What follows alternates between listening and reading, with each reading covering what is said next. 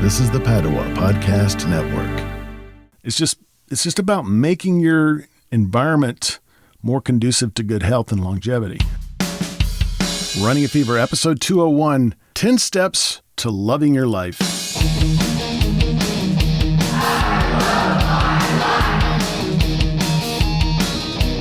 Welcome back to Running a Fever. I'm here in the studio at Running Fever World headquarters again. Right now, this is what we have. This is the best place for me to record. So, just fashion report. I just want to tell you, I'm wearing a LL Bean t-shirt here. I found that they always have really great, comfortable clothes that look pretty decent, I think.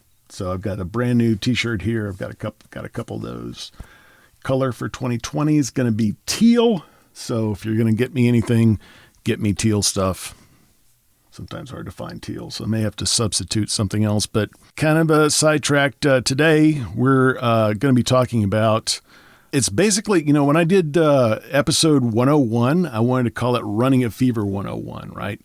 And I thought that maybe every 100 episodes, as we start the next 100 episodes, we've already done 200 now. We're moving on in our third, what did I call it?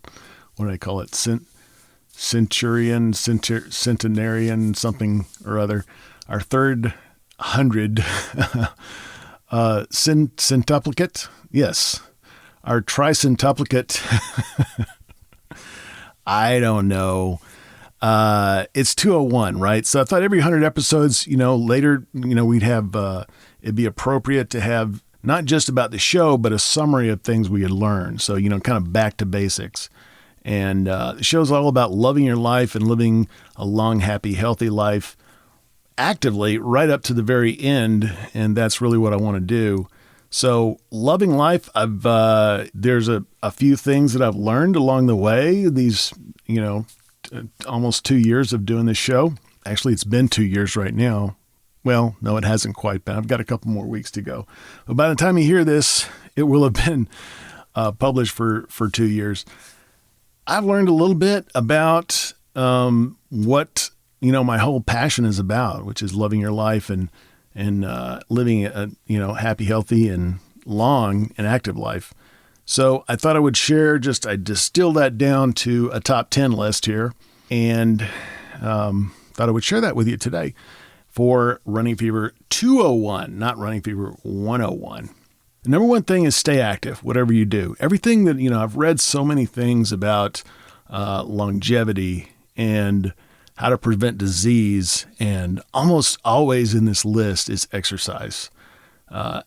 Exercise, and it doesn't have to be, going to the gym and pumping iron for 2 hours a day. It doesn't have to be, hitting the bike or going out and running. It doesn't have to be anything extreme, really.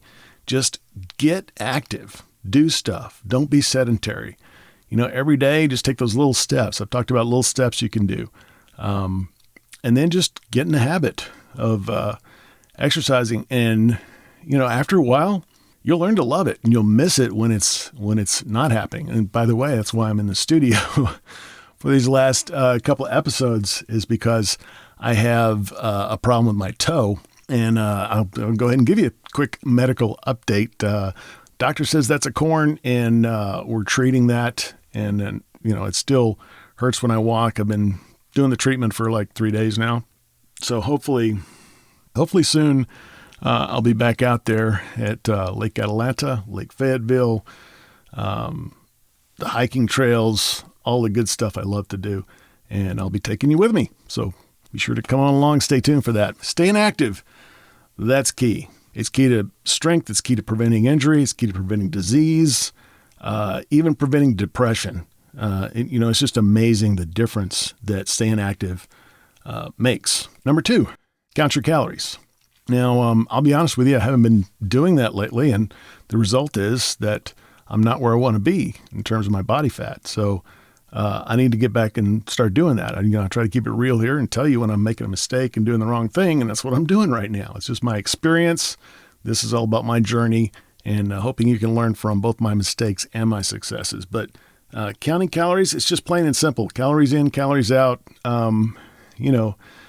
there's a lot more complicated stuff you can get into, in terms of your metabolism and how to manipulate that. But if you want to keep it simple, if you want to keep it simple and just have a plan to start with, count calories. And then later on, you can decide what you put into those calories.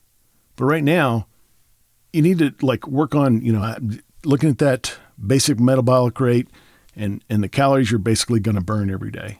And your activity after that. You can keep track of that with this little fitness device, anything like that. And, once you have your basic metabolic rate, that's a target to shoot for. You don't want to go below that, ideally, but just counting calories. And once you get in the habit of counting calories, it's not that hard, really. I've got a list on my refrigerator of all the different foods that I eat, but I really have got them in my head now. I know what they are, and it doesn't take too long to do. Probably 150 episodes ago, I was talking about how I already knew the calorie levels of the stuff that I ate. My memory's below average, I'm sure. So if I can do it, I know you can do it. Number 3, look for good body composition, not a specific weight. Health is not about weight, it's about body composition. And this is why I hate the BMI. I hate the BMI because it's all about weight, and you need to lose weight, whatever it is. If you cut off an arm, you improve your BMI, right? It just doesn't make sense. And doctors love it because it's an easy way. It's an easy calculation, and it correlates to body fat. But it's so easy to get your body fat now. And although it varies quite a bit with the BIA, the biometric impedance analysis devices, which are really cheap. Any scale, you get a $20 scale, you got one of these. And it's really easy to get that. And then you just take an average, it's going to be off day to day, but I take a 7-day average, and that's how I keep track of my body fat. So if the body fat goes up, that's when you need to manipulate your calories and your activity. Look at body composition, not a specific weight. Also, general things. Healthy people that I know say that they base it on, how they feel, how good their clothes fit.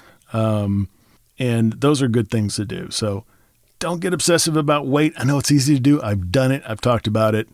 But it's not indicative of your health. Number 4, be aware of medical problems and address them quickly. I've talked about a lot of medical problems on here, and I haven't talked about all of my medical problems, but a lot of them, because I want to communicate that it's important to be aware of these things and to take care of them.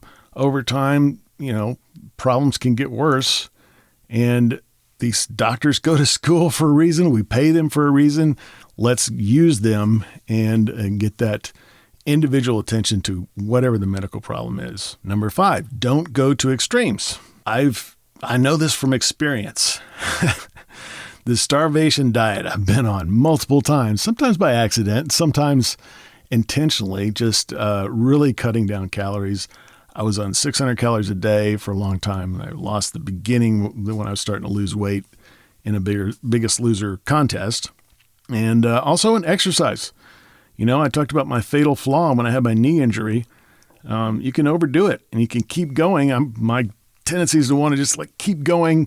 It's not that bad. It'll get better. Keep going and just not take the time to rest and heal and recover. And I had that problem when I first started out, and wise dude, my dad, in episode 6, had really good advice about moderation, and he's always had good advice about that.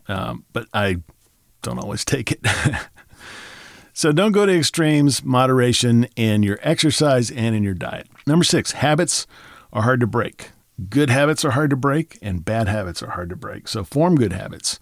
And don't form bad ones. Break your bad ones. Over time, you get to like your habits. That's one reason why you kind of stick to them. Love your life by making good habits, and a healthy life will happen almost unconsciously. It makes it so much easier. Habits are very important in how I love my life. Number 7, make your environment to encourage your health. Keep healthy foods around. I have cheap foods that I will eat. Like I say, nothing is off limits in my diet. And I definitely think a cheat meal is important. I did a whole episode on that. But I make a special grocery trip for that meal, and then they're gone. Once they're gone, they're gone. I don't keep that stuff around all the time. It's not on my grocery list to get every time I stock up. Also, I do things like even the healthy foods can be high calorie and sort of, bad for me if I get too much of them. So things like peanuts, which are good for me, but they're high calories. I put them on the top shelf. So at least I have to reach up to get the peanuts before I start eating them. And I don't keep a lot of that around. I'll keep one jar of peanuts, wait till I completely run out of it. A lot of things I'll keep, I always have enough. So I'm always got it. But another thing is granola. I make homemade granola. There's no trans fat in it whatsoever. Has no sugar. It's got honey in it. So it is high calorie. And I keep that on the top shelf in a cabinet. All these things are kind of out of sight where I don't see them too often. I don't have it like out on the counter where I can just eat it all the time. So it's just about making your environment more conducive to good health and longevity. And I know that this is part of the philosophy of Dan Buettner as well. He mentioned this, and he started when he first started looking into this stuff. He found a guy, I think in Sweden, who had done that, and it was forming neighborhoods. And so he tried to make blue zones because they're communities and areas that the whole environment makes it more healthy. So keep that in mind. So number 8, don't give up. No matter what, don't give up. Don't give up. Get back in the saddle. If you stumble, we're all going to stumble. Take the next step. You know what works. You've done it before. You form these habits, and then you stumble. So you just get back up and do it again. The only difference between success and failure is persistence. Just do the next thing and then reestablish your good habits, and you'll be back into the almost unconscious healthy living. Number 9, become an expert in your own health. This is something that's evident in every episode of this show. It's what it's all about. I have been learning about my own health. And the thing is, go back to, the episode, Teach a Man to Fish, episode 135. And that was all about, why I do things the way I do, why I haven't just developed a program and presented it to you and tried to sell it to you and all these things. Not that there's anything wrong with that, but my philosophy is I want you to become an expert in your own health, because that's what's been successful for me. Everybody likes different foods. Everybody likes different activities. Some people love to run. Some people like to swim. There's all kinds of things that people like to do, and people are all different. So you don't have to just do exactly what I do. Find what works for you. Try things, and learn from your experience. That's what I've done. Learn from other people's experience too. Talk to other people. Listen to other podcasts.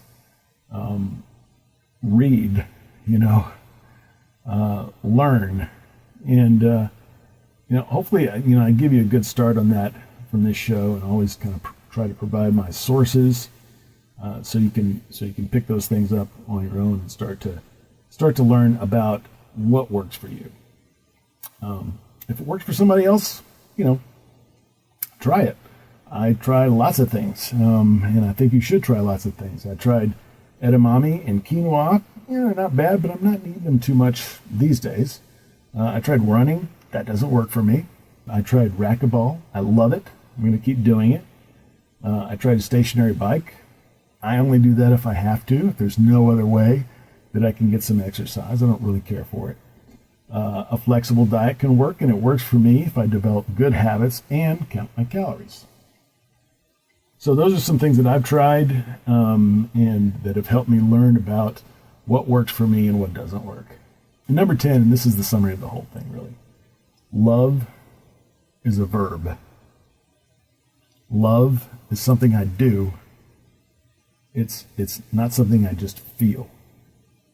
Life is good because I love my life, not the other way around. Life is good because I love my life, not the other way around. So I love my life so I can live a happy, healthy, active life right up to the very end. And that's what I want for you. So I hope you've enjoyed this. If you got the fever, keep it. If you don't have the fever, catch it. And I will talk to you next time on Running a Fever.